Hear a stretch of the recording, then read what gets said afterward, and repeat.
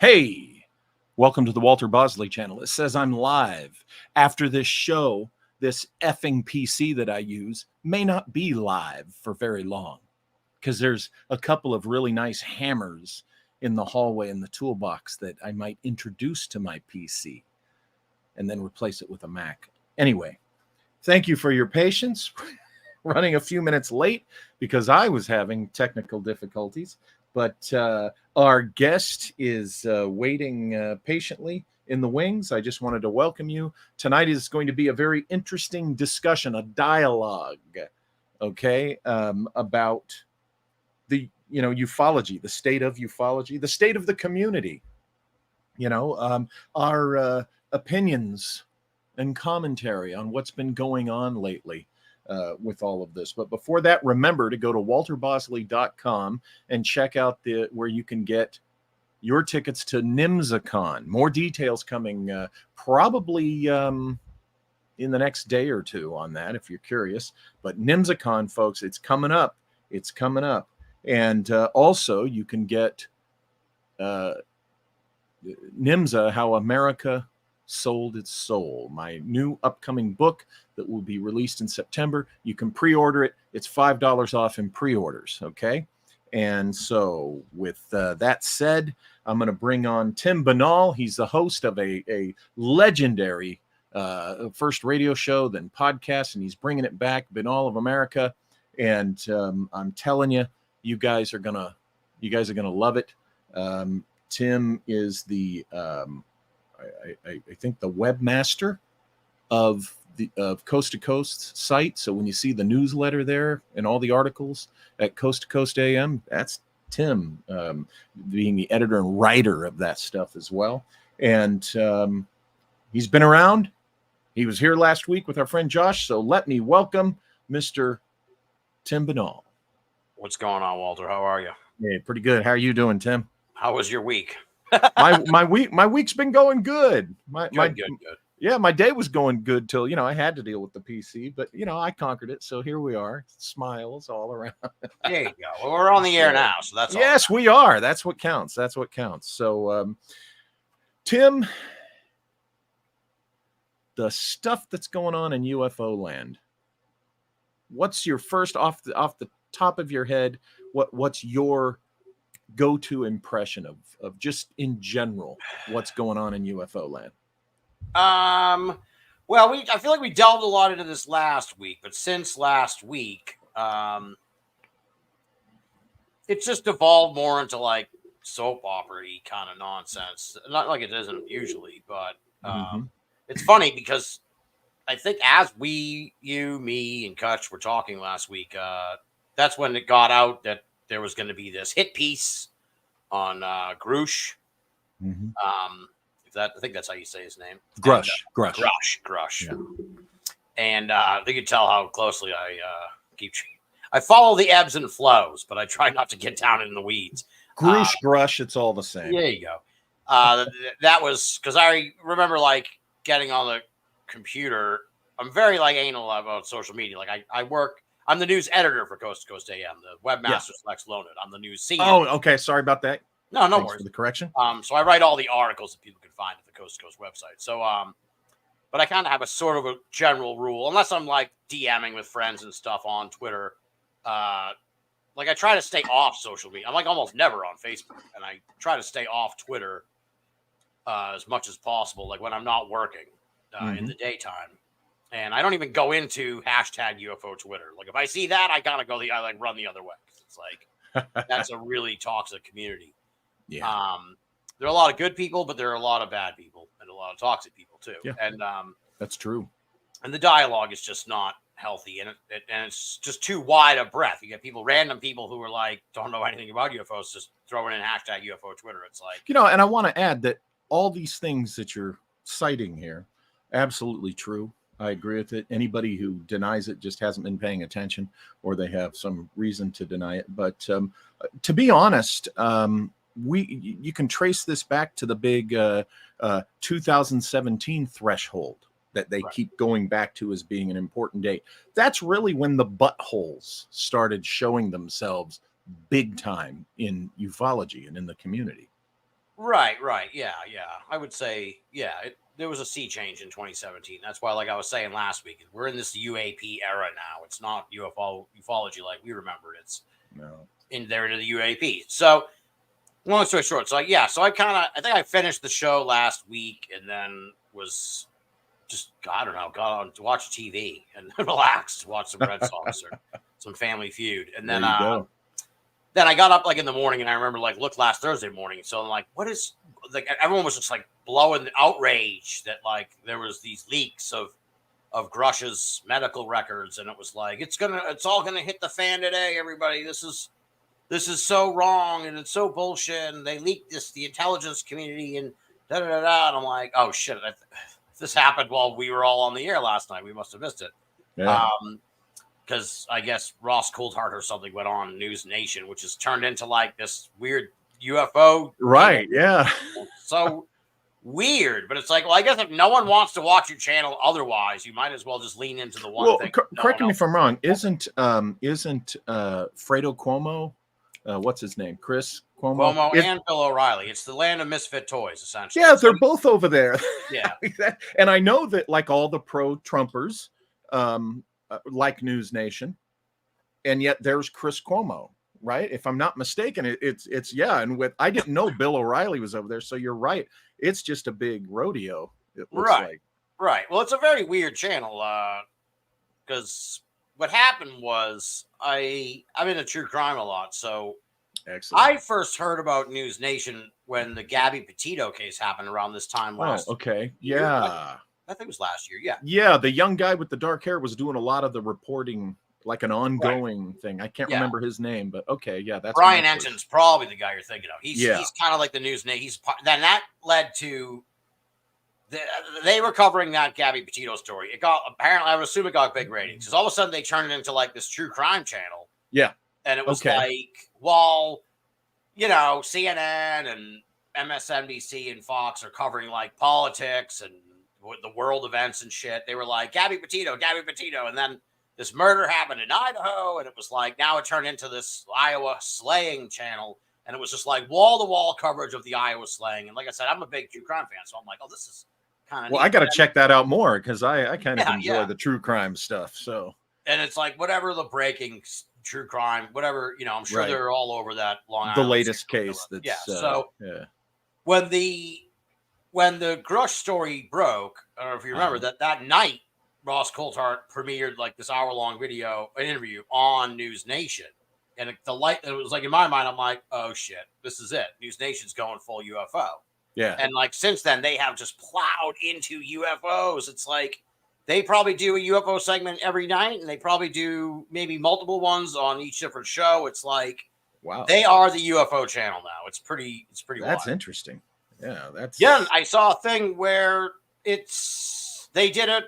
Ross Coulthart did a special on a Sunday night, and they actually beat CNN. CNN had a LeBron James special, so they actually beat CNN. So it's like, they're going to keep doing this until it doesn't get ratings or some grisly slaying happens, and then they're like, all right, we got to get off the UFOs because some guy they just caught some guy with like a trunk full of women's feet, and it's like we're going to the Frisco foot guy. But then again, it's not that hard to beat CNN these days because I've heard their ratings are in the toilet. So if you can beat them with a UFO story, that says something more about them. Yeah, that is true. So I'll wrap up this sort of long answer. So the Grusch thing happened, then it came out, the article came out. I'm sure you know about the article. We had some troubles.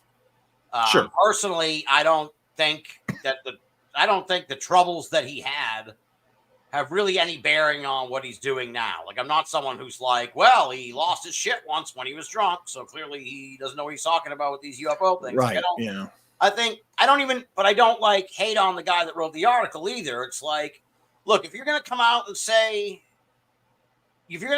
testify before Congress and be this guy, the self-proclaimed whistleblower, and you're putting yourself out there. Right. I mean, if there's shit in your background, you got to be prepared for it to come out. It's just, that's the nature of the beast these days. And, he's fair game. And that's just how it is. It's just not. I mean, you can act. You can say if it's fair or not or whatever, but that's just how it is. You know, it's like, So, you know, I didn't necessarily think that it was like a purposeful smear on the part of this guy that wrote the article. I think it was just like people were like, "Hey, you might want to check out if this guy's ever been arrested or whatever," and he did. And then it was like, "Oh, well, here's this information." I mean, I'm sure like it would probably happen to anybody who was in that position where they would look into it and go, "Oh, wait, he was we better just report on this."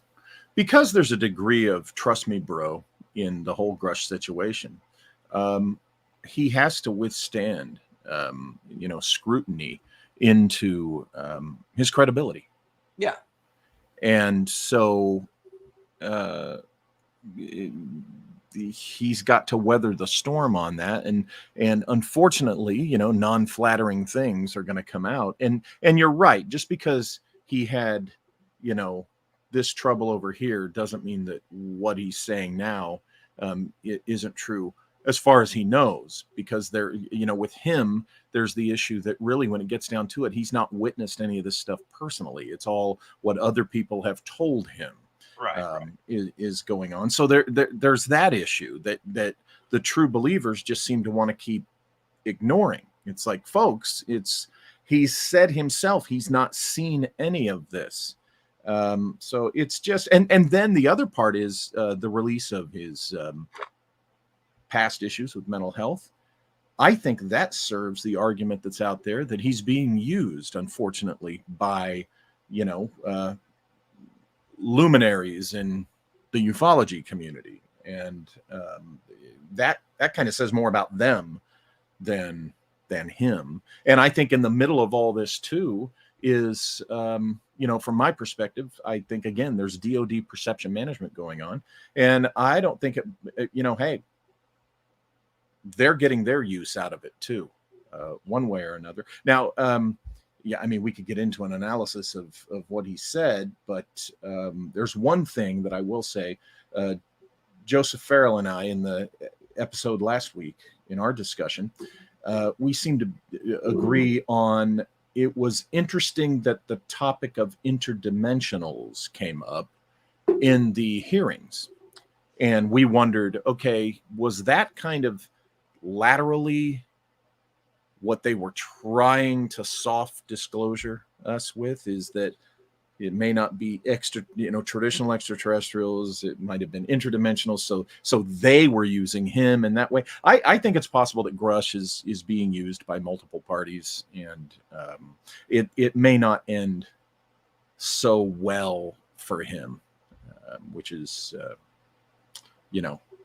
well, roll those dice. Yeah, I mean, I imagine. I would be interested to see what he thinks about all the attention he's received, because if he even if he likes it right now, he may eventually be really not want to be David Grusch UFO guy. And it's like, yeah, right. you're David Grusch UFO guy now till the day that they put you in the ground, brother. That's you're going to be that's the first line of your obit now. So it's good luck with that. So he may grow real sick of this after a few years. I mean, like we said on the show last week, this is diverted into this side circus of like the propriety of reporting on his mental health background, and is this a smear? It completely moves it away from the shit that he was saying, and it's like, right. I kind of looked at all the shit and kind of like made my assessment, which I told you about earlier, and then I just stepped back. It's like, really, I don't really care to get into a conversation about this with someone on Twitter. Right. It's like enough stuff. So but it's moved completely away from that. Presumably, I mean, I'm confounded. Kutch kind of explained it a little bit last week, but it's like, look, he was in the hearing. He said, I can tell you all this shit behind closed doors in the broom closet. Yep. It's been 3 weeks now. It's like nothing's changed. Right. So I'll wait and see. That's kind of my attitude. Well, did the report on he did get his chance to talk, have that talk, and they came away with, okay, there's nothing to this. There was nothing of concern here. Did that happen then after he said that? I'd be glad to talk to you in a skiff. Am I mistaken that conversation happened and they came away with he had nothing? There was nothing. I believe that's what Kutch said last week. Yeah, that's my understanding. I haven't really. oddly enough, there hasn't been anyone who's just gone around to these people who were at the hearing and been like, "So did he talk to you? What's going to happen next?" It's like there seems to be no follow up, and it's like, right. Well, because at least no follow up in UFO land, because they don't want the follow up. He's their guy. They're all having circle jerks to their concept of what a whistleblower is, which is not the legitimate concept. But so that we don't fall into a whole evening. But like, look at it this way, Walter. Like, I follow all the news and everything, but it's like this was a big deal like 3 weeks ago. Nobody gives a fuck anymore. That's right. Like, no one outside of the UFO bubble cares anymore. They're talking about Maui, and DEW and and the indictment down in Georgia. Yeah, people have moved on, and Hunter Biden, special counsel, whatever. They've all there's 6 or 7 different stories that people are talking about now that aren't the UFO thing. To me, it's like, again, I kind of ranted and raved about this last week. It's like, is it really the biggest story in the history of human civilization when people just can fucking move on? Like, then everybody moves on. They're like, all right, they had a hearing about UFOs. This guy said we might have got an alien, but like 3 days later, they're off to some other fucking thing. Oh, this is look, the majority of people are not really going to be invested in this personally until everybody can look up in the skies and see them there, or until they personally, watching it on TV to see the aliens, you're going to get a bunch of people tuning in to see that. But then, even then, most people, after that immediate event, they're going to go back to their daily lives. The only way it's going to impact them personally is if an extraterrestrial shows up, in their town and they're personally encountering them. And the enthusiasts, God bless them, because many of them are well-meaning. They don't. It's the most important thing to them, but they don't understand it's not the most important thing to the majority of human beings. But let's jump to another track. Another thing I wanted to ask you, within the ballpark of ufology, there is this trend, again, mostly since 2017. There's a foot stomper. People need to rethink 2017. But there's been a trend that unless you're constantly, sitting there with Jeremy Corbell or Lou, or in the media or on various radio shows or whatever, that you've never been around, nothing about ufology, nothing about UFO land. And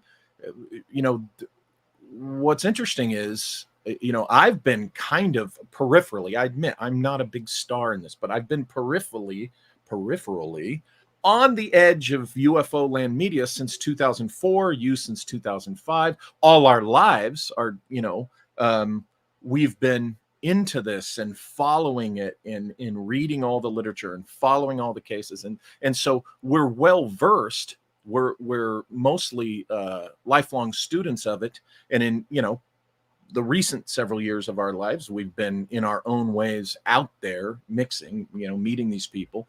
In my case, I, finally had an experience with it. I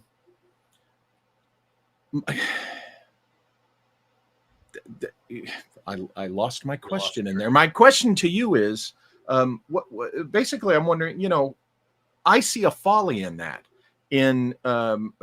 because your opinion matters, Thank you. My opinion, anybody, whether they're famous in this community or not, if they've been following it and been a student of it, particularly for decades, we've seen the crazy stuff come and go. We've seen the liars and the fakers come and go. I think it hurts ufology when they're just discounting everybody but those who are, center stage in the big spotlight. I lost my question in there. You salvaged me. No, I know what you mean. Well, there's certain people that are like driving the story. I think the whole UAP community is very reactionary. They're not out doing anything. They're just reacting to whatever they're fed by the as you influencers, like you said last week. So I think that's kind of what's going on. I don't really care.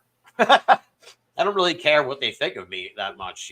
Right. It's kind of like, I don't know if you're on Twitter a lot, but there are like people who are on the UFO Twitter, and like you go to their Twitter bio, it's like UAP freedom. It's like just all this shit. Oh yeah. Like Yeah. It's like, so your whole raison d'etre on this fucking site is to just churn UFO shit out. It's like, dude, Yeah, I'm tweeting about what I had for dinner and Family Feud and yeah, I left it. I walked movies away I about watch and stuff. 3 or 4 years ago. I just quit. Yeah, so You it's the fandom, the UAP fandom. Yeah. I don't really, my feelings toward them generally, I almost feel kind of bad for them because I feel like they're misled and misguided, and they think they're going to win the game, and I don't think they're going to win the game. And that's just it's like fans of a crappy sports team. It's like, well, I kind of can appreciate your undying support for this perennial loser team, but this is not going to be the year either. But God bless you for cheering for the team. Well, we've said it. I've said it. We've talked about it before. When the big announcement comes, it ain't going to be through the UFO community. It's not going to be through even the biggest star of ufology, whoever that is. It's not going to be. It's going to have, that announcement's going to go bigger media. They're not going to give a crap about, the primarily American, UFO land media. They're just not. So yeah. To me, that means I have to ask, okay, then the leads they get and the stuff they're trying to dig out, how legitimate can that be? Because again, the people who really know, I don't see them saying, yeah, I'll take this to, one of these YouTuber UFO guys that's real popular. I'll take it to, I'll do this through Jeremy Corbell. No way.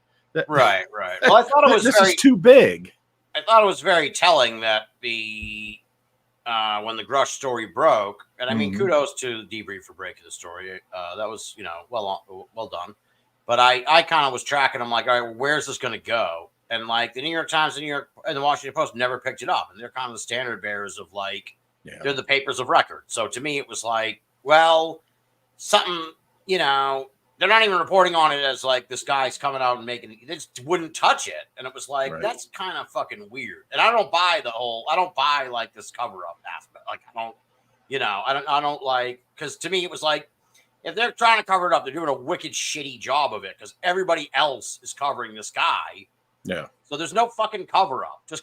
They just won't touch it for reasons we don't, maybe they know something we don't know, I think to a percentage that's the case. Definitely. There's they may have sources in the intelligence community they might have reached out to and been like, all right, what's it? And then they might have been like, yeah, I don't even, so who knows? But the whole thing was very strange to me. And that was kind of my first, like, all right, this doesn't really add up in a way.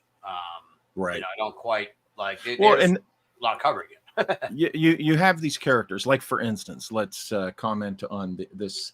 I'm beginning to think that this whole meme, let's use a contemporary word here, this whole concept of an invisible college is not a good thing. Because you have people that cite that the original so-called invisible college that Jacques Vallée was referring to, I think in Passport to Magonia, or maybe one of his other early books, included people like, Hal Puthoff. Well, Hal Puthoff is a controversial figure because there's been some peccadillos that he's been involved with that I think seriously hurt his credibility. Scientology involvement, not the least of which.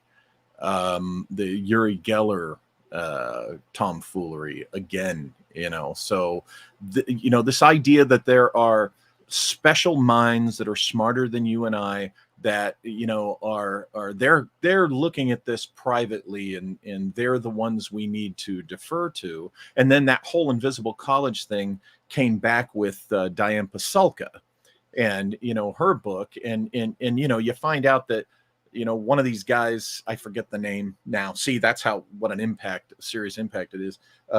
These two guys blindfold her, take her out in the desert, and oh gee, look, we found a remnant of the Roswell crash from 1947 in 2000, whatever. And we are supposed to take that seriously.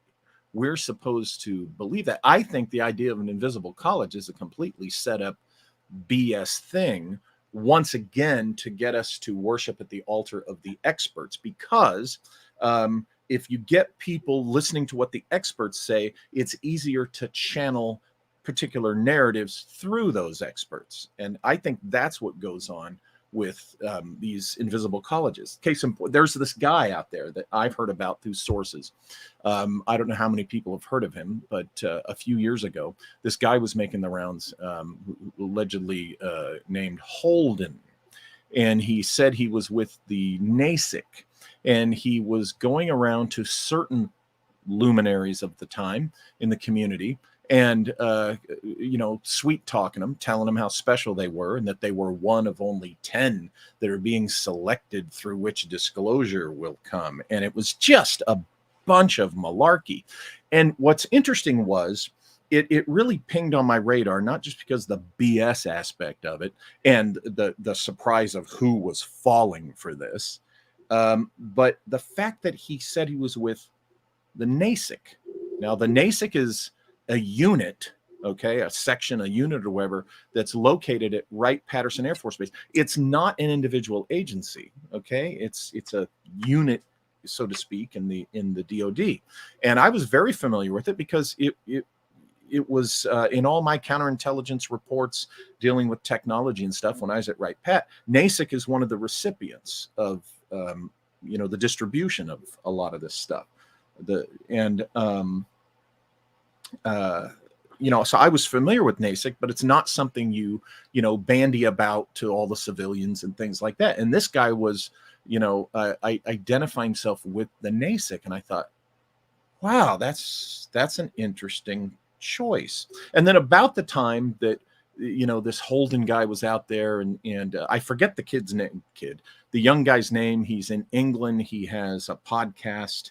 I'm doing a brain dump, and he claimed to be one of the ones that Holden was recruiting. And then, what's his name? The forensic geologist guy, Scott Walter, was another one that Holden. Okay, I vaguely remember the story you're talking about. Yeah. And then about the time that Holden was starting to make the rounds and stuff like that, we had that incident at the NASIC where we're told there was an active shooter in the NASIC building at Wright-Pat. And, around that time, then Holden shortly after that just kind of disappears off the radar. Right. And I've passed it on to other people that really like to investigate these things and no interest whatsoever. And I bring up Holden because there's an example of DOD, unless he was a complete fraud, which he could have been. But if he wasn't, there's an example of how DOD goes out there and tries to influence the narrative, so to speak. Right. What are your thoughts? Had you heard about this Holden guy? I vaguely remember that story, but it was sort of like what I vaguely remember was like people talking about how they were approached to like help facilitate disclosure. And it's yeah. And again, it goes back to what you were saying earlier. It's like, yeah, man, we've heard this story like a million times. That's like Bob Ebenegger and Linda Moulton Howe and shit. And that's like, it goes about far back as those folks or even further. I'm sure there were probably people in the 50s and 60s who maybe we never heard their stories, but they were promised that kind of thing. So it's like, but there's the problem with the people, the newbies today. They don't care to learn enough of the history to know that all this shit has come before. Well, what's interesting too is like, I think you and I may have talked about this off the air just in general about sort of like spycraft or whatever, but it's like, if somebody came to me and was like, I want you on board, Banal, to help facilitate disclosure, the last fucking thing I would do is tell anybody. Like, just wouldn't make. And if they were like, we want you to go on Walter's podcast and tell everybody we approached you to facilitate disclosure, I'd be like, well, you got to give me some shit, man. You can't. I'm not going to just go out there and say that. Like, you got to make it worth my while. Like, show me the fucking alien. Or give me a bunch of money. I'll be honest. Like, if they were like, we'll give you 50 grand to go on Walter's show and say, I'll be like, fuck yeah, I'll say whatever the fuck you want me to say. but to me, it's like, I don't understand the rationale of that, where it's like, all right, hey, listen, everybody, I'm just going to share this with you on my podcast. But this guy came and said he wants me to help facilitate disclosure. It's like, Now you're just a useful idiot, man. Like you're kind of just facilitating, like you're just doing the lip service for them that they want disclosure, but they can't, that they're working on disclosure. Like you're Right. just advancing this narrative that you have no no role in. Like you're just a middleman. You're a patsy to spread this word. That's why, like, and they're stroking your ego. They stroke these exactly. people's Yeah, egos it's like, big I mean, time. yeah, I mean, that might be the only reason why I would, but I like to think that I don't have that much of a fucking ego, so I wouldn't go on here and be like, everybody, listen, they came to Banal, they came to your boy Banal, they knocked on my door, Yeah. guys in suits, the whole 9 yards, they want me to help facilitate disclosure. It's like I said, I would have to be like, all right, let's do it. What do you got? Mhm. Like, show me the fucking aliens. Like, let's, and then I'll be happy to help facilitate the disclosure. Too many of these things I hear these. It's always like I was told by someone that this is the case, and it's like, first of all, why the fuck? Like, I wouldn't tell anybody any of that shit because I can't back it up myself. Right. Like, if somebody came to me, the vice president's secretary, and it was like, this is the fucking vice president's secretary. If anyone would know, they would know about UFOs. Sure. Right? Whatever. I'm just kind of being facetious, but it's like, yeah. And they told me, oh, look, there's all kinds of alien bodies hidden in Worcester, Massachusetts, underneath a mountain, whatever. And it was like, I'm not going to go out there and I'm not going to go on a podcast and go, I was told by a high level source within the government, can't say who it was, but it was, they're as close to the Oval Office as you can get, somewhat theoretically. And there's alien ships under a mountain in Worcester, Mass. I can't tell you what mountain. It's like, what purpose are you serving? Like, what are you doing? Like, what is your game to me? All it's doing, it doesn't make sense. I don't know. I just couldn't be in that role. Right. All it's doing is diverting discussion of other possibilities. And I think that's part of the objective of that. Right. It's very interesting. And as far as, like, I don't want to get too punchy, but like, as far as this whole invisible collars thing goes, I just don't. We talked last week about the sort of breakaway UAP group, right? Which is now, I don't know if I said it last week or on Steve Berg's show, but it's worth noting. It's become its own self-sustaining bubble of paranormalia, right? It's out of UFO world. It's just UAPs. It's got the pushers, the true believers, the fans. It's got the skeptics. It's got the heretics, the ones. There are people who got into this in 2017 who were a part of this whole thing, who were on the pro disclosure side, and then they got disillusioned, and now they're they're super skeptical, but they're all in the fucking UAP bubble. Yeah. So you have that breakaway. There's also that breakaway of that academic ufology kind of scene, which to me is not. I have a lot of friends who are into that. It doesn't really turn me on. Like, it doesn't. It's I try to maintain a level of, like, just appreciating the absurdity of this. I find it kind of silly. Yeah. So I have a hard time taking someone seriously who takes it so fucking seriously, like a professor or whatever, who's like just super into UFOs, and they write about this from a super academic point of view. There are people, like I said, I have friends who like this shit. They get into it. That's their bag. That's cool. I think I sort of made this analogy to you off the air back a while back, Walter. It's like, I'm a huge pro wrestling fan, right? Yeah. American pro wrestling is like UFOs, right? It's sort of just your basic McDonald's style thing. Over in Japan, the professional wrestling is super fucking serious. And it's like, they pretend like it's not real. It's none of the shenanigans. It looks like just two dudes actually fighting, but it's all set up and fake. Yeah. And there are fans here in America who only watch the Japanese stuff, and they're kind of snooty about it. And they're kind of like, oh, I don't watch that fucking WWE shit. I only watch Japan. I only follow what's happening in Kurikan Hall and all this shit.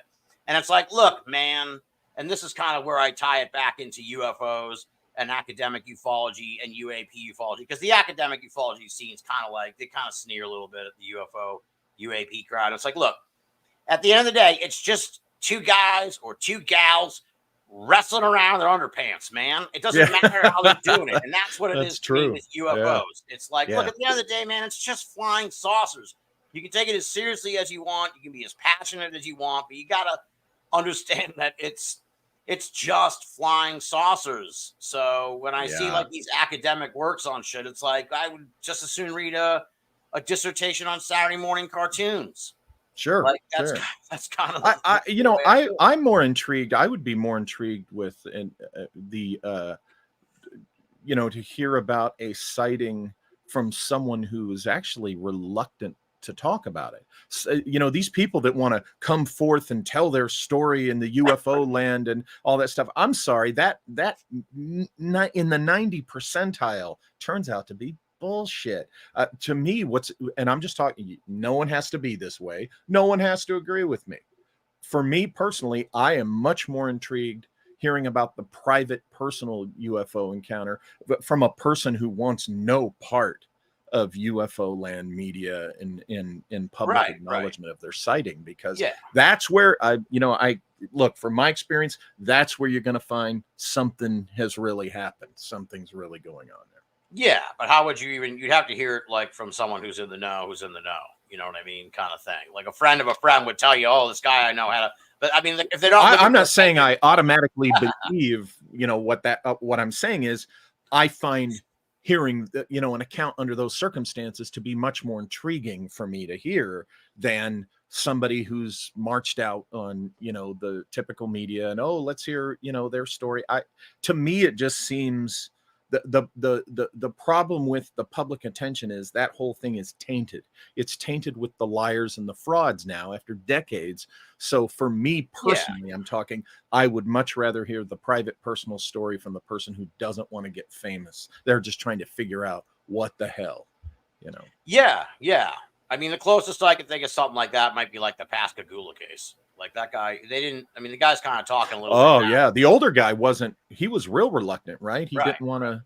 And the other guy didn't talk at all for like years and years and years until like recently. So it's a little bit more. Yeah. See, that gets my attention more than the people that, and I know when I say stuff like that, oh my God, the reactionary pearl clutching trolls out there just crap their pants and say, you're trying to silence experiencers. No, I'm not.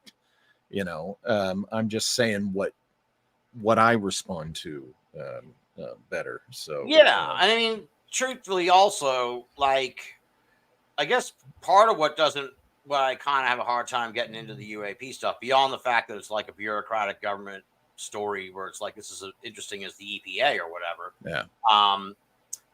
Is that like all the fucking UFOs are like shitty. They're just blobs. Even the best one that the government had at the congressional hearing were like, okay, look, we can't tell you we can't tell you what this is because we don't know what it is. And it was like a little silver dot.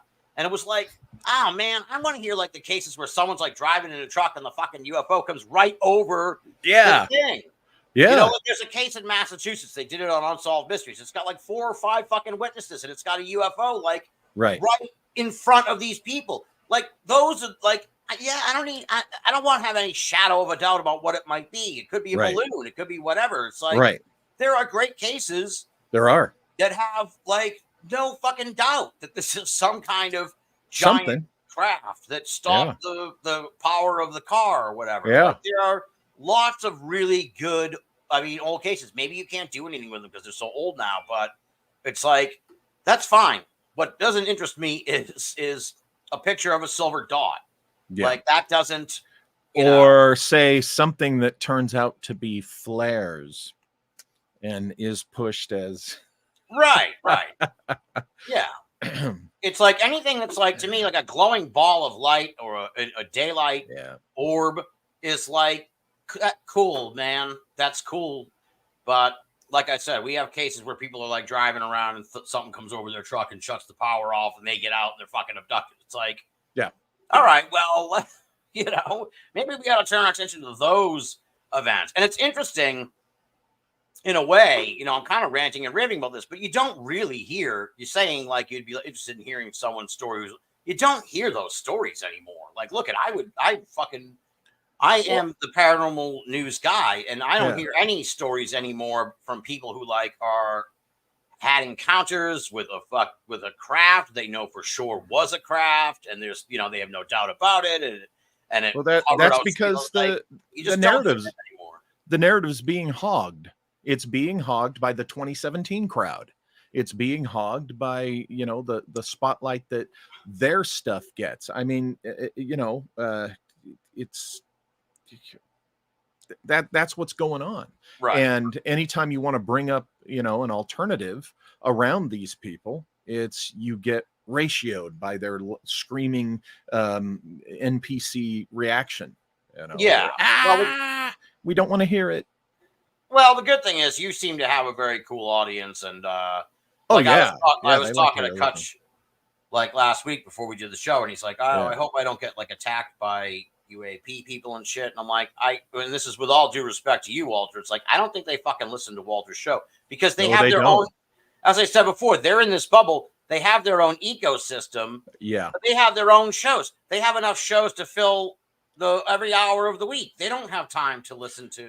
Well, and since I've been saying since 2017 that all their heroes and all the people they follow and believe are full of shit, and it's perception management, and they're a bunch of a lot of them ignorant of ufology history trolls.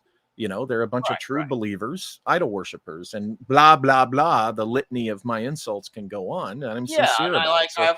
What I would say to those people in a sense is like, look, just leave me alone. Let me live my life.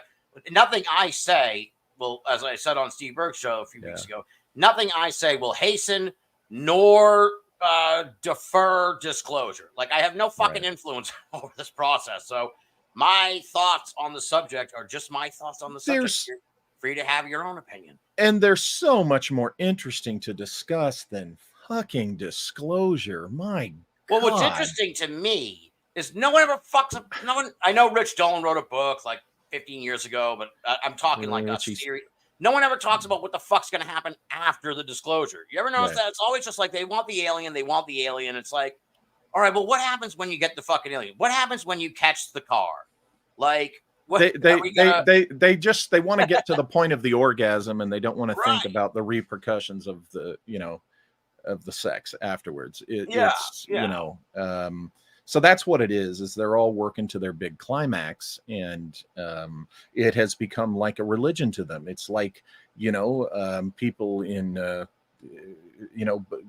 the world was going to end in 2012, or Christ was going to come back in 2000. There's going to be disclosure right around the corner, and it is the same behavior as religious fanatics. That's what really what I see. It's religious fanatics, and their saints are Saint Lou, and their John the Baptist is the carnival barker Jeremy Corbell. They just, it's pure. A lot of these people, it's just pure, hollow, unfounded. I'm gonna believe Bob Lazar regardless, and that's religion, folks. That's religious zealotry, whether they admit it or not. And again, there's so many more interesting things to discuss than disclosure. That you're right, there are more interesting cases out there than these little UAP blips we've been seeing. They're being played by the DOD, and they don't want to listen to it, and they want to come at you like a bro, oh dude, I can kick you in the nuts. And that has to do with UFO truth. How? Really? That's where you're gonna go, dickhead. But that's I think we know where things are at. And you know what? This too shall pass. 10 years from now, we'll be, I'll be an old man, you'll be getting there. But 10 years from now, we'll all be looking back. It's like, hey, remember the 2017 generation? But it'll be on to the next bullshit, because again, until those who are to be disclosed disclose themselves, it ain't happening, folks.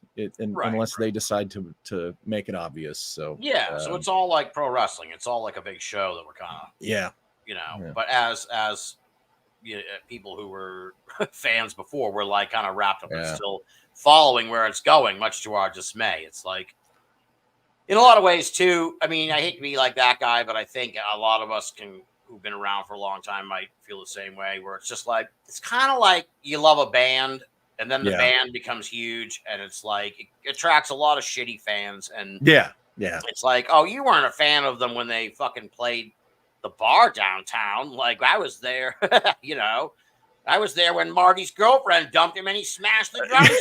Yeah, exactly. And Exactly. hanging out at the When forum.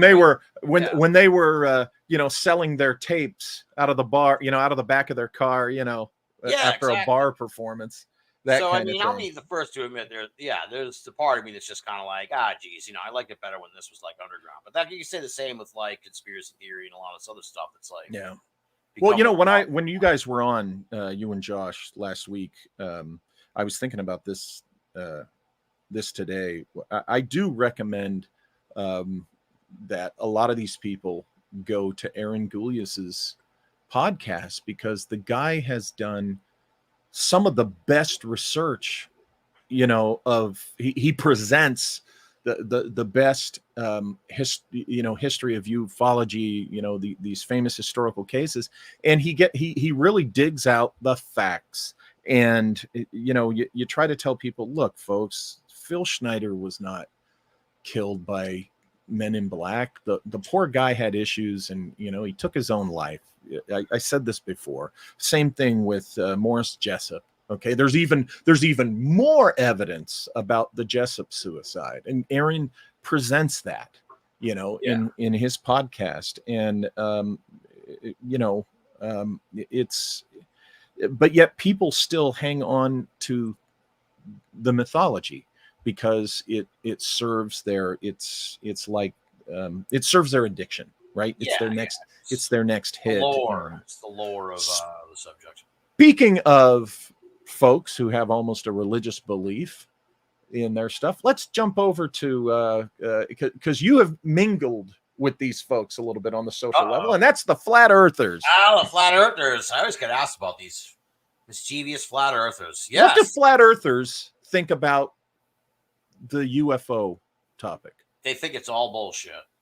Tell us. When I met the flat earthers, for people who don't know, I had a brief foray studying the flat earthers. I am not a flat earther. It bears repeating. I'm not an adherent of the flat earth. I was more interested in who they were, how they got interested in the flat earth. So don't ask me how the flat earth theory works. I have a vague understanding of it just through sheer osmosis, but I'm not, because everyone always kind of is like, well, what about this thing? And I'm like, well, what they believe is this. And then people start arguing with me. And then I'm like, you're not an advocate. You're just a reporter. Take it up with the flat earthers, dude. We're going way down a rabbit hole that I can't defend this argument because it's bullshit. So when I met them, it meant they came to learn that what I do and how I write about Bigfoot and UFOs and everything else, and they laughed in my face. A couple of them laughed right, in a nice way, but oh my irony. God, you write about UFOs? What are you, crazy? And it was the irony in that, right? Yeah. And the flat earthers were laughing at me and shit. So to me, that was kind of like a wake up call for me in a way, where it was it puts everything in kind of perspective. It's like, oh, we're all freaks here. We're all freaks here at the Flat Earth Convention. It just so happens that I'm not a flat earther. I'm a UFO Bigfoot ghost guy. Yeah. So I think there was one flat earther who recently made news where he was claiming that they think that the Earth is surrounded by an ice wall. Oh yeah. He was saying beyond the ice wall is where the aliens are, where they come from. So he's trying maybe to integrate this into the mythos. But as far as I know, that there's no overlap. There's no overlap, and the flat Earth thing there's a deep connection to religiosity with that, because there's a lot of people in the flat Earth community who are deeply religious and believe that's right, passages in the Bible, the firmament, they can cite 3 or 4 that they say confirms the flat Earth. So they're you know, that's why I find them to be, I feel bad for them because I feel like they're just misguided people. Like they're Yeah, fervently religious. because it, legitimately scientifically, the planet at one time could have had kind of like an atmospheric shell, for lack of a better word, that Sure. it could have. I've seen it described much better than I'm doing right now, and Right. so that the scriptural reference to the firmament could just be a very clunky, generational game of telephone, Right. trying to describe something that was a scientific fact long ago. But that can still be true with a spherical planet like we have. But they look at it as proof of the Earth being flat. It's interesting Right. how they apply it. And you're right, that's where the religiosity aspect comes in. And so I think that to a person, to a flat earther, they would Yeah. probably, my guess is if you asked them about aliens and UFOs and everything, they would suggest that it was like demonic. I think they would probably suggest that. I've heard that. Yeah. Demon. And I mean, there are people who are round earthers who believe that. I mean, there's a contingent of people who think that this is demonic. So I'm a the truth is a spectrum. So I include whatever these creatures, beings are that our traditions have referred to as demons. I think that's in the mix. yeah. But I know what you're talking about. There are people that say, no, it's all demons. It's all demons. Right. Okay. There's probably in this ether or this otherness, there's probably like there's good, there's bad, and there's indifferent. There must be. There's good, there's bad, and indifferent people. So I presume that it's the same way. And it's like, some of them are predators, some of them are helpful, some of them are just kind of like, all right, I'm just an abject. They're like Banal. They're like, I'm just watching the shit happen. I'm not going to get involved.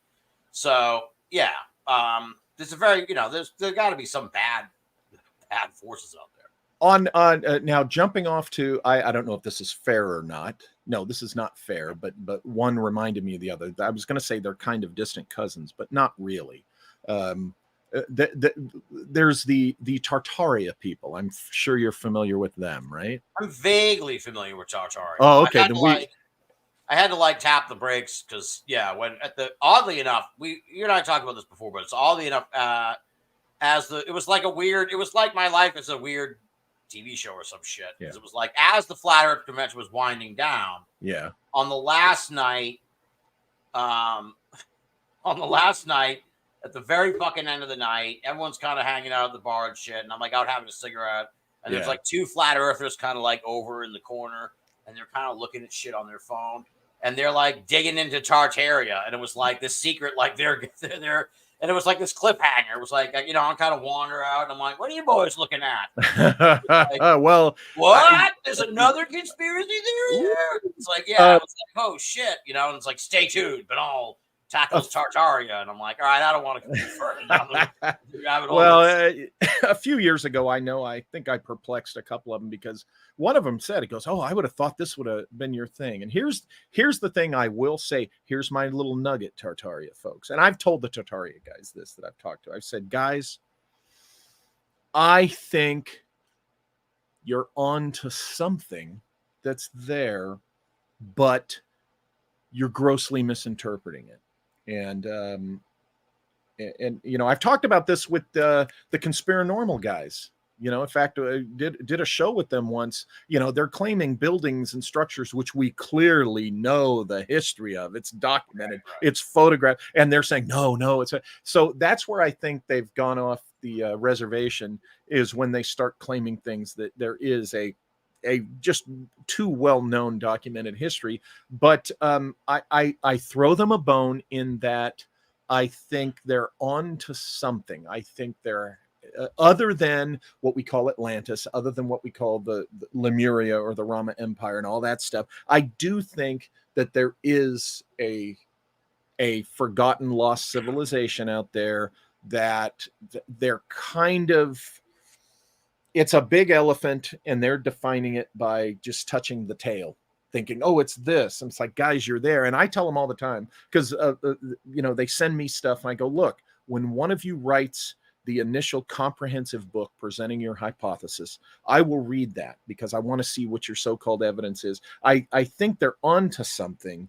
I will throw them this bone. I have an upcoming book, not my NIMSA book, but another book that ventures kind of into that territory. And I know there's some Tartaria guys that'll be happy to hear that. Most probably won't give a shit, but I do think they're onto something. They're just kind of not there yet. Yeah, so now there's Tartaria, that. from what I can recall, is the theory that like there was a civilization, Yeah. it was like covered up by the Russians, right? Is that yeah, it and it's been suppressed, and it was as recent as what we call the 19th century, and there was a reset on history to cover it up. Oh and, wow! See, that's and where all, you get oh really, yeah, it gets wild. And certain aspects of architecture, they point out that they had like a Tesla type system of energy, and these things weren't decorative; they were actually received. It's a whole thing. I'll send you some links, but yeah.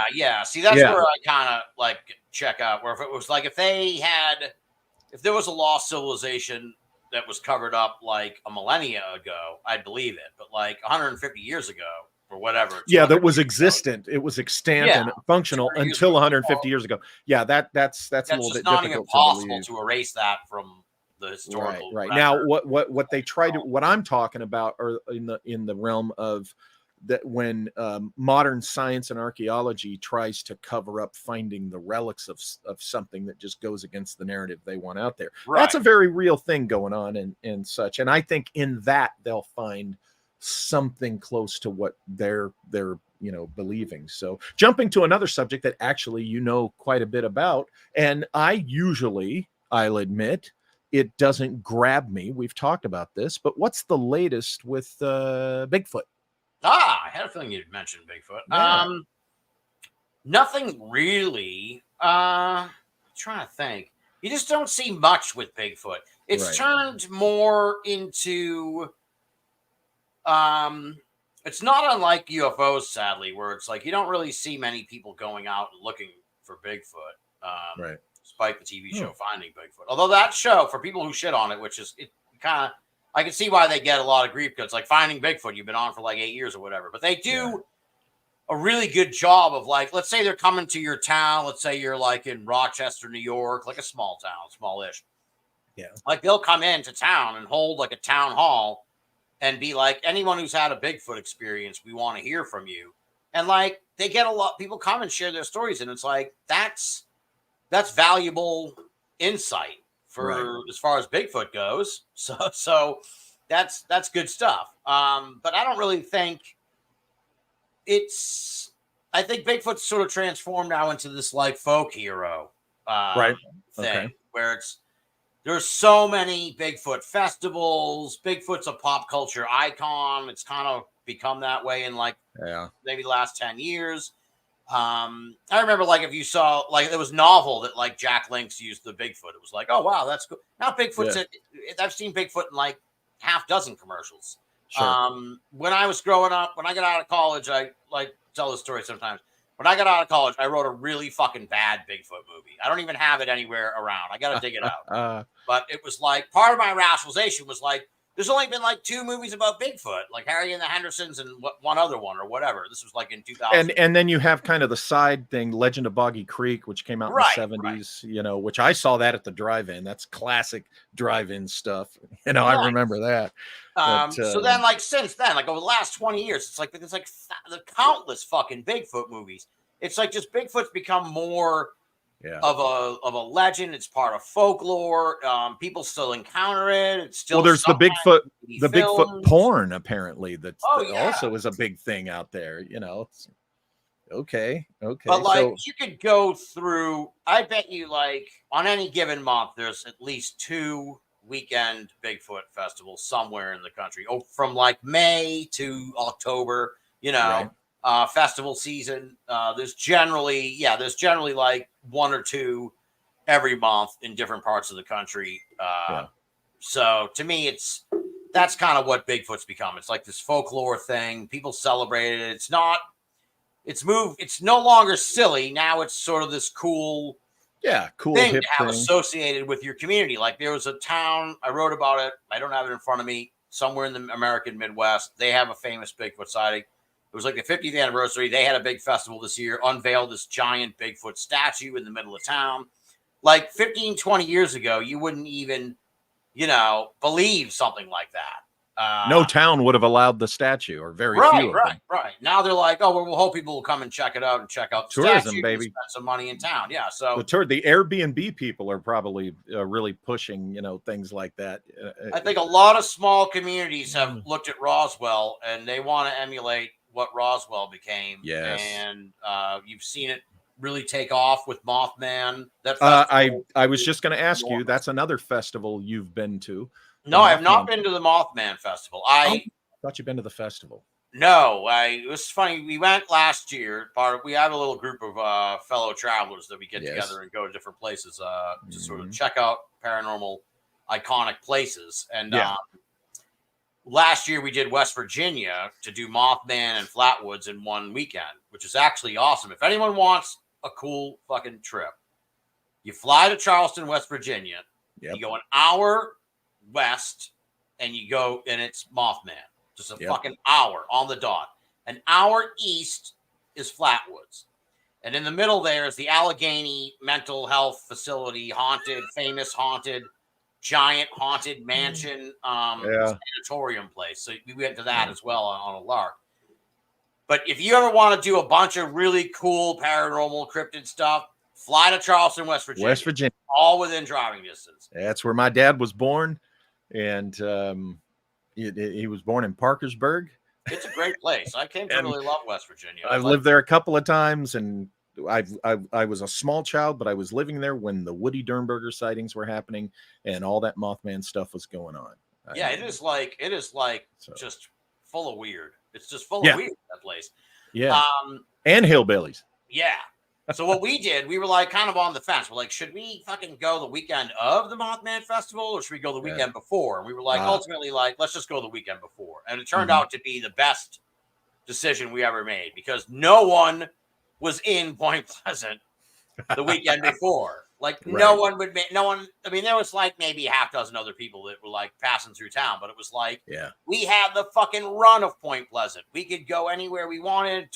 We had all the time in the world. And it was just awesome. So and then we looked at the pictures the next weekend and it was like, you couldn't even walk down the fucking main street. Right. It was like so packed. And it was like, oh, thank God we didn't go then. But you saw the big silver Mothman statue. And... Yes. The line, dude, the pictures for Mothman Festival, it looked like an hour and a half long line to get to the statue to take your picture with it. The weekend we were there, the weekend before, we were just hanging around the Mothman statue. No one fucking wanted to look. We had the complete run of the Mothman site. So it was pretty cool. It's an interesting place. It's an interesting place. And like I said, they've taken the Roswell model and they've applied it, and it works for them. And I think more towns are sort of doing that. But as far as like finding Bigfoot and actually like I don't see anyone trying anything new. I don't hear about anything where someone's going to embark on an expedition or try fly drones over a place where they think it might be. What do you think? What do you think, for instance, you're familiar with David Paulides, right? Yes. He started out as a Bigfoot enthusiast, and then was stumbling into this data on the missing 411 people.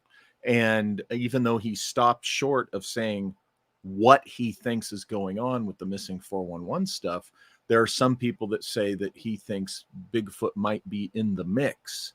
Do you find that interesting from that perspective? Oh, it's definitely interesting. I mean, all this crazy shit's interesting. Sure, yeah. But then, for discussion. This is particularly weird, so that makes it more interesting. Right? As I said, it's not a silver dot on a picture that the plane took, where it's like, all right, well, right. And a lot of the data with the missing 411 people. I mean, why would Bigfoot abduct people of German ancestry, which there's a predominance of people with German ancestry, abducted or missing in the missing 411 stuff. So. You know, unless Bigfoot is one of those interdimensional things that. Yeah, this is kind of almost where we need Kutch, because I think that Yeah. the elemental aspect of a lot of this probably comes into play with the missing 411 Mm-hmm. and maybe even Bigfoot. You know, maybe shit might get attributed to Bigfoot when it's like not even, when it's just something else. You Yeah. know, the woods are a weird place, man. Yes, they Like, are. you wouldn't catch me like spending the night in the woods unless I had a The woods are their world, not ours. gun. The woods belong to what's there. You know, Exactly. the Yeah. forest, the Gives me the denizens of the creeps. forest. Yeah. Because like Kutch, you know, he wrote that book that it was like he was sort of putting forward the idea. And I don't want to put words and thoughts into his head. It was him and Tim Renner. It was sort of like this idea of like a supernatural force that is being attributed to Bigfoot, the Wildergeist or something like that. And it's like that. I think he is sort of like on the right track about, where it's like there are forest spirits or forest energy or some kind of, you know, and that may very well be connected to the UFO thing, where it's like, all right, sometimes it manifests as a UFO, other times it's a Bigfoot. You know what I mean? And it's not all good. You know, there's plenty of stories about, you know, terrifying things that are among these denizens of the forest, you know, the bizarre, the paranormal stuff. Right. And you've got, like right now in Western Montana, you have, you know, Montana attracts a lot of religious cultists and, you know, true believers and things like that, because it's a way they can get away from, you know, more normal society, more normal civilization, and they can do their things and quite frankly get away with a lot more bullshit. And for instance, Butte, Montana has an issue with this old mining town where there's reportedly some type of dark energy malevolent force, which paranormal investigators I'm doing a brain dump. Dave. Anyway, they've done paranormal investigations, and I know that when you go to other places, I've heard stories of, just like in Butte, in the mines and in the tunnels, there's some malevolent force out there. There's some malevolent force in the subterranean areas, say under like Flathead in county and you know, between Kalispell and Eureka and all that. And it seems to also be a place where just nutty people are there doing crazy nutty things. I find it interesting because it's so close to Glacier National Park, which I've done research, and you know, my telluric current guy, my good friend Sesharia, has identified a major telluric current spiral there and all that stuff, and it's got a history with UFOs, and it's got a history with naval intelligence, weird science connected with Montana State University, and that's just one example of a place where I think there might also be, again, Bigfoot sightings, I think, in that part of Canada and in Montana, Idaho, Washington State. So it's all this weird, dark stuff in the mix. Yeah, I mean, I'm a believer. It actually kind of creeps me out, which is kind of paradoxical in a way, but I'm a believer, and then there's some kind of other force that feeds off of like fear and confusion.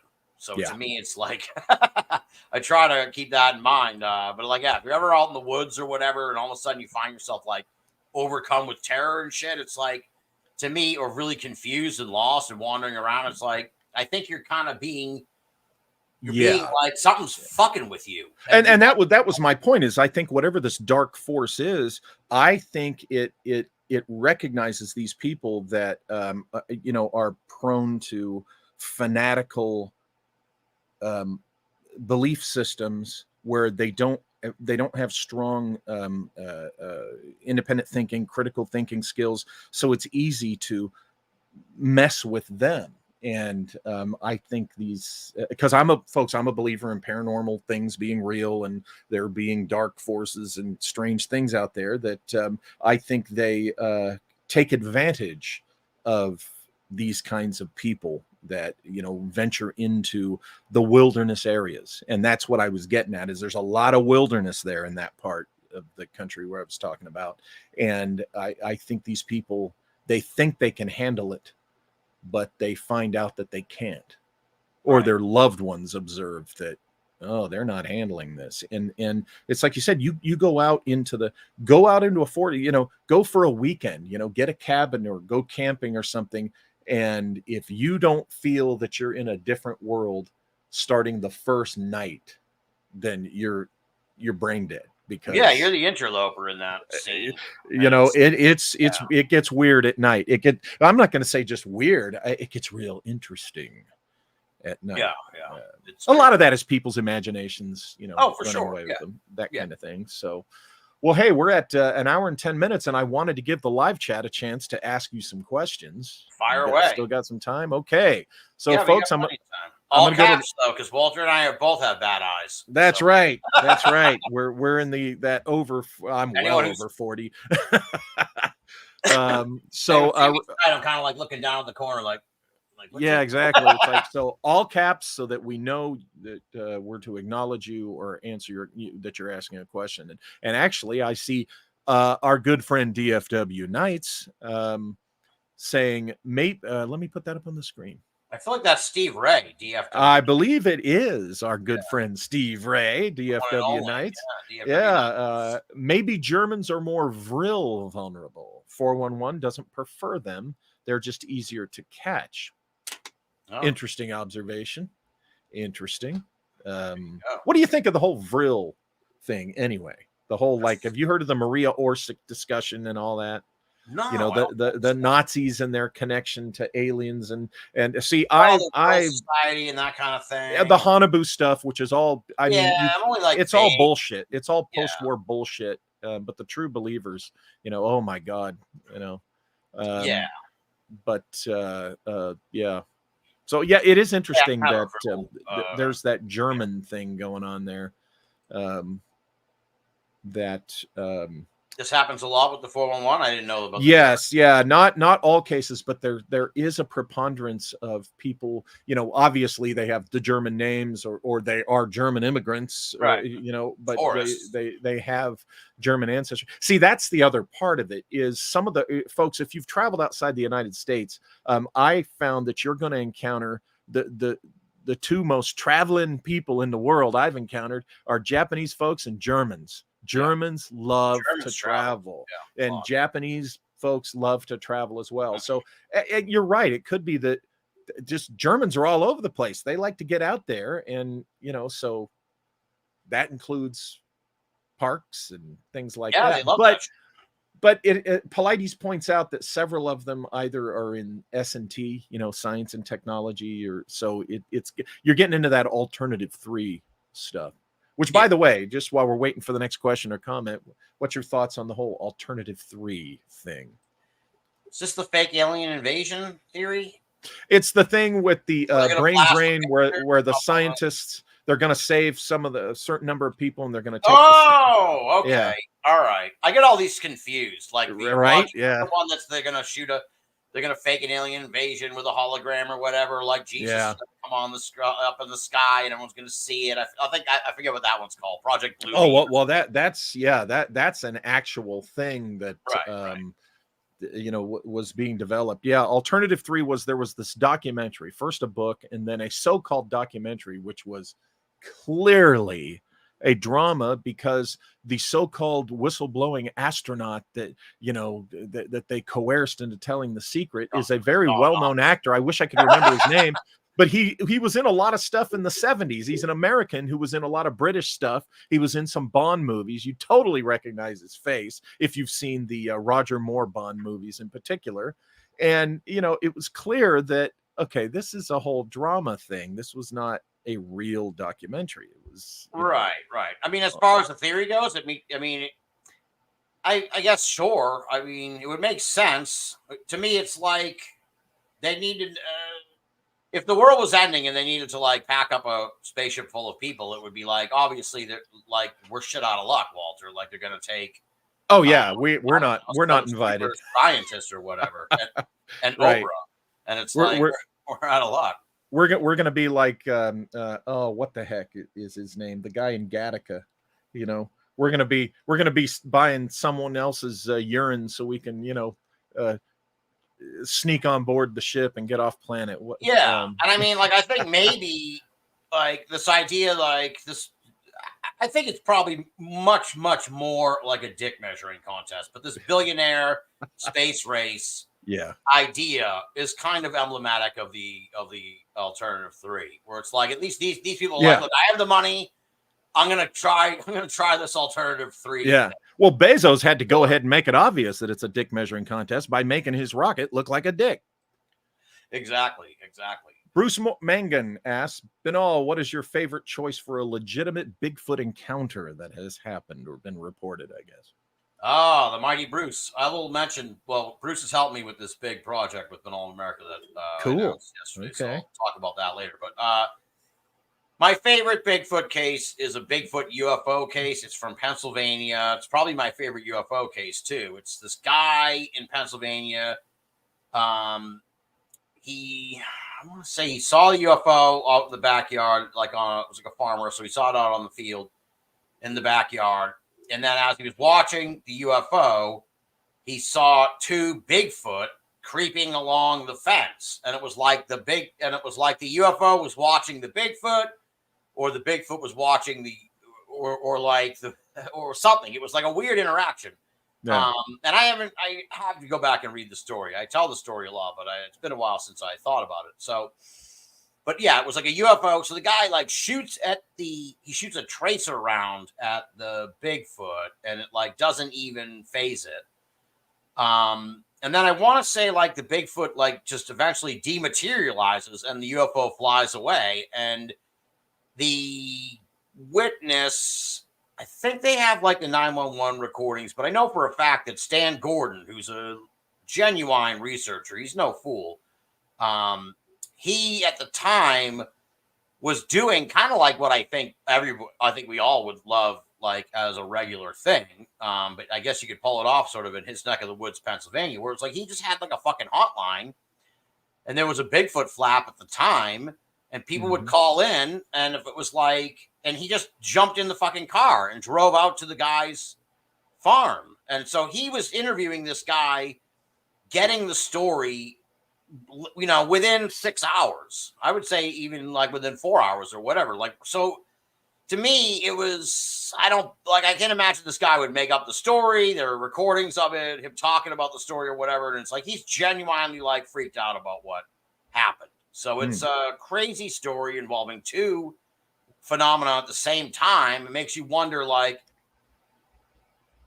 is the Bigfoot like a projection from the UFO? Or is the Bigfoot like so fucking rare that the UFO was like, it's a Bigfoot!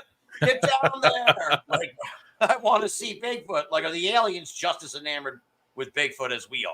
That's a good point. That would be interesting. Yeah. If they're like, you go to their world and all their documentaries and all their stuff's about Bigfoot. Yeah, they're trying to find Bigfoot too. They're like, maybe that's why they come to Earth is because that's where the big feet are. Yep. And they're like, we're as mystified as you guys are about Bigfoot. Interstellar travel, we've got it under control. We've mastered that, but Bigfoot, nah, we can't find him either. Kevin Sanderson asks, any new ultra-terrestrial news for an old guy like me? What do you hear on the ultra-terrestrial front? Are you into the ultra-terrestrials other than Bigfoot, obviously, in his connection? I'm interested in the topic, but to me, it's like there's very rarely any news. Right. The ultra-terrestrials, they're doing a good job of hiding from us. Yes, they are. If they are, you know, I think part of me just think that maybe the idea of alien visitors, setting aside, like, they would have to be fucking robots or drones, because like you can't, Ren Collier brought this up in a conversation a long time ago. We were hanging around, I think, in Nashville for the Strange Realities conference, but he was like, a Martian, like, you couldn't just go on Mars and walk around, like, you would get all fucked up from the gravity and shit. And it's like, so presumably the same thing would apply to an alien, an actual physical biological alien coming here on Earth. Like, the gravity would be so different that they wouldn't even be able to just hop out of their ship. You know what I mean? Right. Maybe they have the technology to withstand it. I don't know, but that always kind of like struck me as interesting. So when I hear these stories about beings interacting, part of me's like, well, then they must be from here because they can maneuver around freely, like they live within the gravity of the planet. So they're probably actually from here, or robots. So Or as I've been saying, there's a whole bunch of planets out there identical to ours. You know, people say, "Oh, how can you say that?" Because our planet exists, therefore you have a working model. So we can't be the only Earth, you know, out there, so to speak. Did you? This is a side thing, but did you hear about like the weird 4chan whistleblower thing that was kind of going around like around June or something? What I mean, you know what a trash site 4chan is, where people can just say crazy shit. Well, this guy like held court, like trying to be like a QAnon type guy, and he was like, "I have cancer, and I'm with the government, and I'm gonna die, so I'm just gonna tell you what's going on and shit." And it was like the whole premise, and it was like bullshit. Sorry, I just can't believe this fucking shit. But I loved it because it was such a colorful and weird story. Sure, and he it's claimed. fun stuff. So I don't know if anyone heard about this, but it was kind of made the rounds a little bit in the rumor world of UFOs. But he like claimed there's like this giant fucking machine in the ocean, like I presume in the Atlantic Ocean. I think maybe around the Bermuda Triangle, but some kind of fucking giant machine. We don't know. The government, no one knows where it came from, and it spits out the UFOs to do certain tasks that we don't know what it's for, and like we shoot them down sometimes, but we can't get into them. And every time we try to approach the underwater machine, like people die and the ships get blown up and shit. We can't get anywhere close to the underwater machine. This is where it comes from, and we're trying to figure it out. It was like such a weird like theory, you know, a really interesting tall tale. I didn't really buy it, but it was like that's kind of has a weird like sort of interesting like it kind of ultra-terrestrial sort of idea. So he's asking for ultra-terrestrial news. That might be the closest I can. It kind of sounds like stuff my mentor told me in around 96, 97 about Antarctica, which became popular in the last few years, that there's a big hole down there and there's the advanced technology. And that meme seems to go around, you know, a bit. So yeah, that's interesting. Oh, my producer here, Malia Grimm, says, tell us who the secret guest is for NIMSACon. I think she's referring to, I learned today that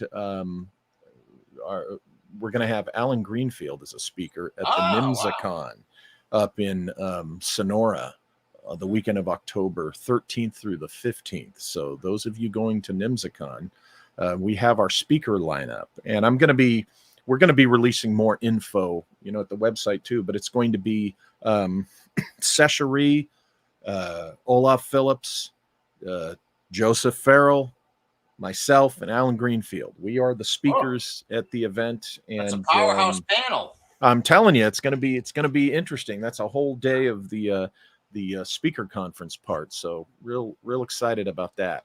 Looking forward to that. So let's see. We've got, and you can get your tickets for NIMSACon at walterbosley.com. There you go. DFW Nights, our friend Steve says, the giant machine is an ultra Roomba attending to terrestrial messes. Essentially, something like that. I don't want to recommend people Google 4chan UFO because God only knows what'll come up.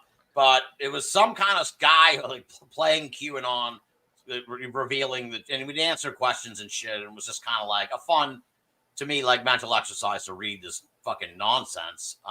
It was one of those things where it was like, okay, that's new. That's a new theory that there's a giant like factory, UFO factory that we don't know where it came from, and it keeps spitting out UFOs and somehow can 3D print them or some shit. It was really fucking complex and weird, but it was fun. Yeah, interesting. That's the latest ultra-terrestrial. That's the most recent sort of ultra-terrestrial related thing I've heard. Kind of like I remember, what was it, back in the 90s? This whole wing makers thing was a big mystery. It was this website. I think it's still there online. You can go to this wing makers, and it was the precursor to a lot of stuff that came in the last 20 years. I know that, and it all has to do with a secret group, doing the secret technology. And then there was this Plus Ultra thing going around a few years ago, which from my, unless I'm wrong, folks in the live chat, correct me, but it seemed to me that somehow people were taking what was in the Disney movie Tomorrowland to be real, and that this plus ultra or plus ultra, however you want to pronounce it, was this, it's actually a real thing. I'm like, okay, that's traced to a movie, but I think maybe the whole idea of somebody's got this technology that they're keeping to themselves, that's the bread and butter of what the breakaway civilization discussion is about, certainly.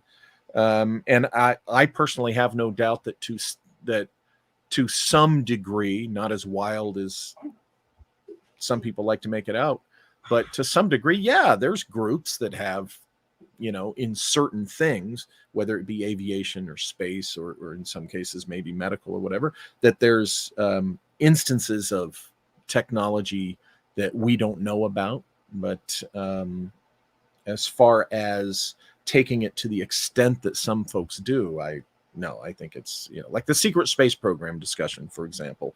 I think that the people who say that, maybe there's something very much like a submarine, a military submarine, with a crew of maybe 25 people, that can run this thing, or 50, I think that would be the biggest thing that a secret space program could have in space.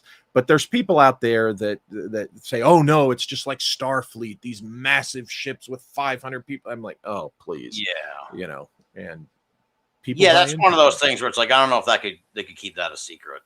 Right. Yeah. That's just, there's always one asshole who's like, at the bar, and he's like, yeah, I'm going to be leaving. I'm going to Mars or whatever. Like, yeah. Yeah. Well, I've always argued that if you were part of a secret space program, why would you blow the whistle? Most of the people that would be involved in that, yeah, they'd think, oh man, this is so cool. And it's like, okay, you can do this. You're part of this, but this is ultra, ultra secret. You will not talk about it. Believe me, the people that they would recruit for something like that, they have their ways of vetting them deeply. Well, okay, it goes back to that thing I said last week, where it was like, okay, these people who say they were part of some clandestine whistleblower program, clandestine secret space program, like, clearly that would be like illegal to tell the world about the secret space program. It's secret. Yeah. So they don't get arrested or anything. And it's like people are like, well, that would blow the whistle on the secret space. It's like, well, they could, if they were even tangential, they could arrest them for releasing, saying something that has nothing to do with the secret space program. Because they could fake those documents. They could fake that. All they'd have to do is plant something on the guy and say his secret space program crap is bullshit. We caught him with drugs, or we caught him with some type of contraband, and off to Leavenworth he goes in solitary confinement. Yeah. But I argue that who would blow the whistle if they were really that? Because first of all, they'd be part of. If you were thrown out of the secret space program, maybe, yeah, and you had a axe to grind or something. Yeah, but you're like, oh wait, I'm out of the next. Fuck you, then I'm going. Yeah, I'm going to reveal it all. I'm telling everybody about this shit because I can't. Most people would think it's totally cool to, I'm jealous as hell because I found out that the investigative agency for the Space Force is the goddamn Air Force OSI, my old unit. And I'm like, oh, I'm jealous of those OSI agents, because if I were still an agent and they were to say, Captain Walter, Special Agent Walter, we're going to put you in the Space Force detachment. You're going to be an OSI agent for Space Force. I'd be like, oh man, that's it. I've achieved everything I want to. A Space Force agent. So OSI is currently, the investigative agency for Space Force. That's totally cool. And I guarantee you, anybody that would be involved with secret operations and stuff, they're not going to want to run their mouths to people in UFO land. It's way cooler than anything in UFO land or that UFO community has to offer. Sorry, folks. So it's also, to me, it's kind of like, I think in a way, the secret space program, what you're saying there is kind of in a way like, how I connected to the show me the fucking aliens thing, where it's like, look, if they came and like showed me an alien, I probably wouldn't. I'd be out. Like I don't know. I'd probably still do what I do now nowadays, I guess. But it's like I just wouldn't really. I'm like, well, it's over. I know that it's aliens. I wouldn't like run out and go, they showed me an alien. I'd just be like, well, it's done. I know what it is. I know that they're aliens. So I know what's going on. So yeah. well, So if you were like in the secret space program, like, why would you? I think you would have a certain sense of contentment that you don't feel the need to share it with the world. I think you would probably have some understanding of why it isn't shared with, you know what I mean? exactly. You just read my mind. I was going to throw that out there. Here's the thing. The people who would be in this secret space program would totally know why it's secret. Now, think about this, folks. I know there's the people that want to, but Saint Werner said on his deathbed that the threat from space narrative was a lie. No, he did not. First of all, we only have one witness, one source of this Werner von Braun deathbed story, and that's Carol Rosin. Okay. I've met her once, and she seems like a reasonable, intelligent lady. Doesn't strike me as the type that would make shit up. So my most charitable interpretation of what she presents is that I think she's misinterpreting, if this incident happened, what von Braun meant. I think he meant that the bad guys, the deep state, would use the alien threat against us. Doesn't mean that the alien threat itself isn't real. Okay, look, Right. We know that terrorists are real. They're very real. Okay, but what our government under Bush did with the Patriot Act and all the other nefarious stuff, and then it continued after him, that was using the terrorist threat against us. I think that's what von Braun was meaning. They're going to use the alien threat. So, you got to look at it, consider that perspective. You don't have to look at it that way, but consider that perspective. So I'm in the school of thought that the universe is way too big. This Pollyanna childish notion that there's not going to be a threat from outer space ever it's just ridiculous. It doesn't make sense. So therefore, if you're in a secret space program, you got to know that part of the mission of an organization like that is going to be standing up to or monitoring said threat. And maybe such a force can't be effective if it's out in the open, and so therefore what you're going to do is you're going to recruit people that believe in the mission, and they're going to be exposed to the truths. And if they are exposed to that kind of truth, if it's real, they're going to keep the secret. They're part of the team. They're going to keep it classified, just like people, with the many other classified things, myself included. There's a reason you keep certain details secret. You're right. So that what you're doing can be effective. And I think that would apply logically to a secret space program. So anyway, blah, blah, blah. There we go with that. So let me look in the room here and see if there's any more. Nope, I think we got it all. And we're at the, I like to keep things to about an hour and a half. That way it doesn't wear out the guest. There you go. 90 minutes is the perfect length, I think. Right? Don't you think? Don't you think? I do. So, Tim, I want to thank you for coming on. Tell everybody where they can find you and do your promotion. Yes. This is good stuff. All right. Well, I've heard a lot. I've been watching the comments. I couldn't get in to join. I should have, but so I've seen a lot of comments from folks talking about Banal of America. So yesterday we announced, and I have to give all props and thanks to Bruce Magnan for this. He is spearheading this project. We're taking all the old Banal of Americas and we're moving them to YouTube. So if you've never heard Banal of America before, now's your chance to rediscover this show. It had really just, the show had really just been kind of collecting dust for like the last few years. And Bruce approached me and he's like, we can really breathe new life into these shows. So yesterday the YouTube page is Banal of America.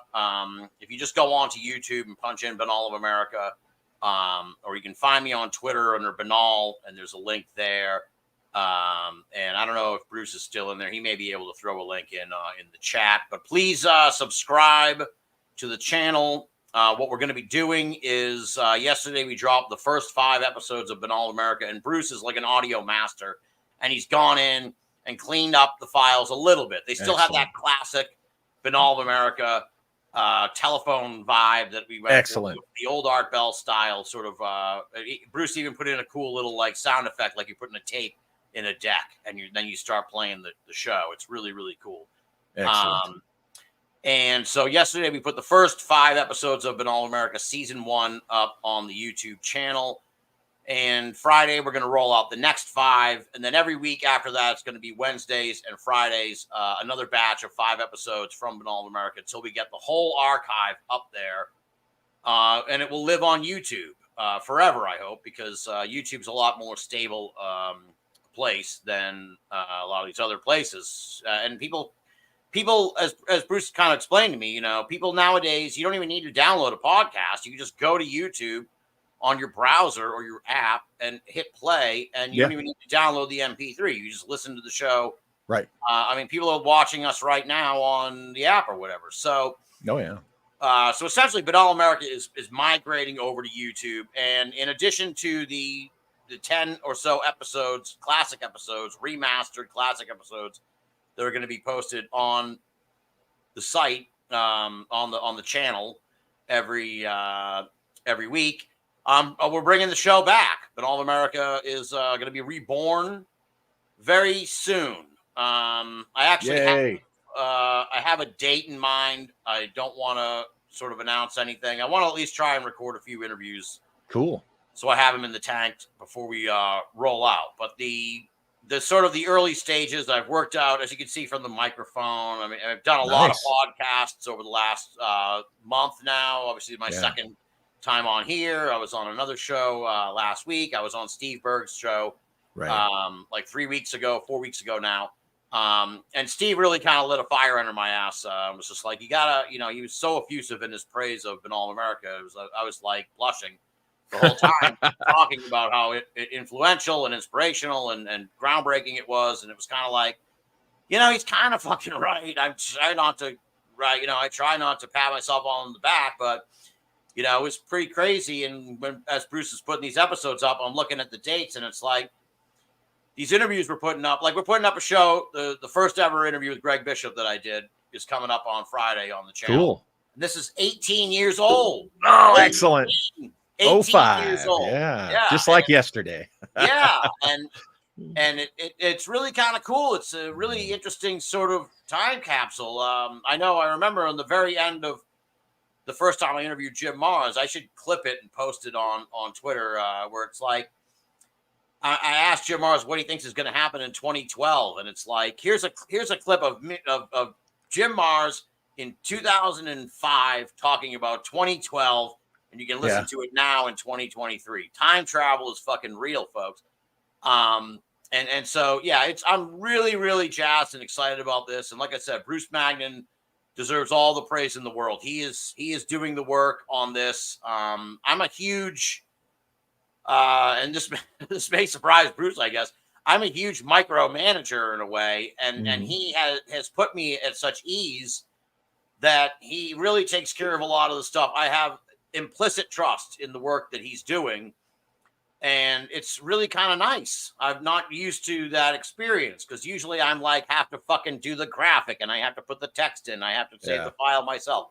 He's doing all this, and he's exceptional at it. And to have that happening, and to have that load off my mind of like what's going to happen to the archive, because our host had kind of shit the bed, and it was like, this is a mess.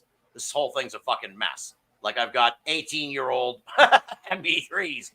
You know, I've got 400 fucking shows sitting on a hard drive, and like half the links don't work at Banal of America and shit. And it was just like, it's feeling really overwhelmed. So with him sort of reviving the show and putting it out there on YouTube, and we're going to obviously supplement that with these fresh new episodes. So, excellent. Well, I'll make sure we spread your new link around here. Subscribe to the channel and stay tuned, because I'm hoping that, like, by mid-September, early October, you're going to be looking at like the 5 classic shows, a brand new Banal of America, and 5 classic shows coming at you every week. And of course, it's on YouTube and it's fucking free. Excellent. So, Always, there's no Patreon or anything go. like that. I just want people to enjoy it and get a chance to listen to these shows.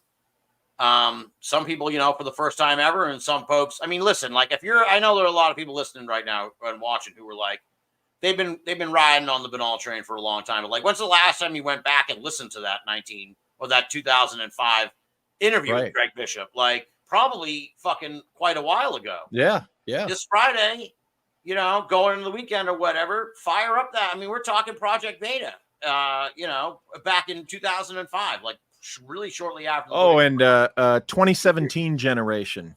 Okay. Take note. Go back and Banal of America is a good reason to go back and catch up on the discussions that were going on. And as we get like further down the line with these classic shows as they get posted, like I think Greg and I started this year in review thing, maybe like 2007 or something like that. Yeah, those are great.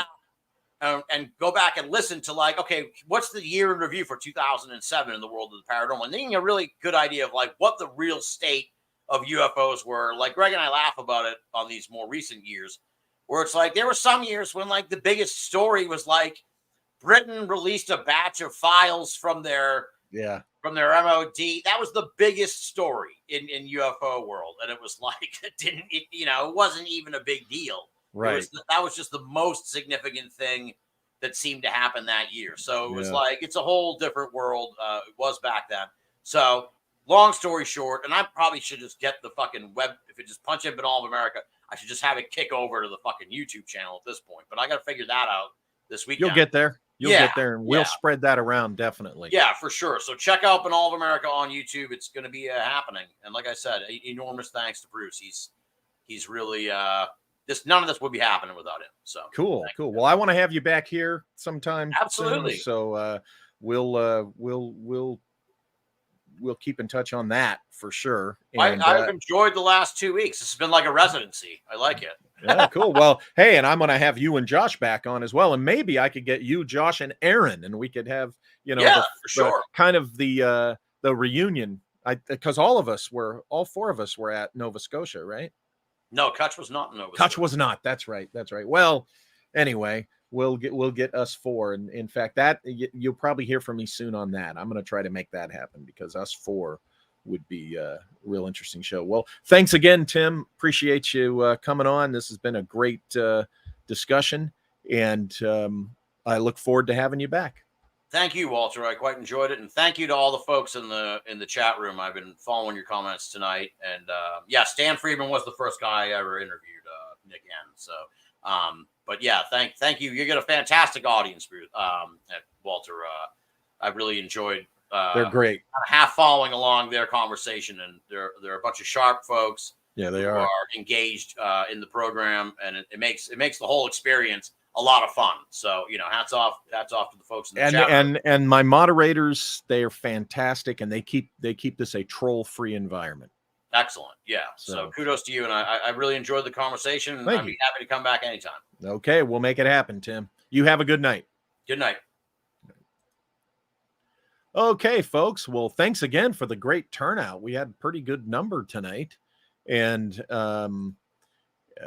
this is a pretty fun discussion. I definitely want to have Tim back on, and Tim and Josh, such. So please go check out Banal of America. Go over there and subscribe. Go back and listen to some of those great old interviews, in particularly the end of the year shows that he's talking about. So. It's a lot of fun. I was glad to have Tim on. He'll be on again for sure. This Friday is going to be another special extra episode with Don Ecker. So Friday at 1 p.m. Pacific time, I'll be on live with Don Ecker. So we're going to be discussing kind of the dark, mysterious side of what's in space.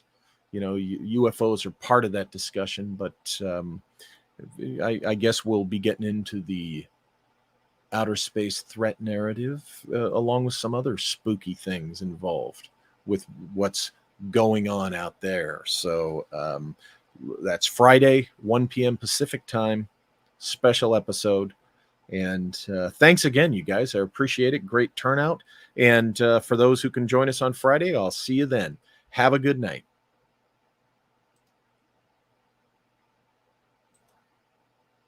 And don't forget, I fooled you, didn't I? Don't forget to go to walterbosley.com to get your tickets for NIMSACon, which is in Sonora, California, October 13th through the 15th, and get your pre-order. Get a pre-order on my new book, NIMSA, How America Sold Its Soul, be released in September, mid to late September. Okay, so have a good night. See you Friday.